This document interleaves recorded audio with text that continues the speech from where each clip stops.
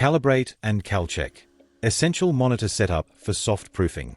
Calchecking a monitor to ensure it will pass an ISO press standard. After the monitor calibration has been performed, in the Displays application, select the Calcheck heading.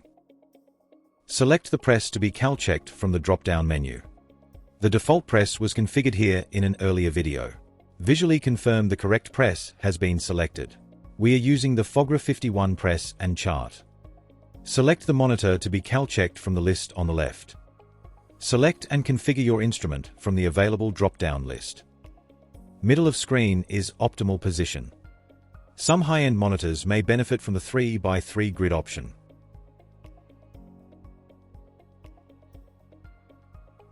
When ready, select the Measure button to begin. A pop-up window will appear to choose the Calcheck chart. Select the chart from the list and OK to continue. Follow any on-screen instructions for your instrument.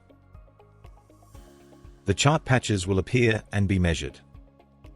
The averages and score will change as this occurs.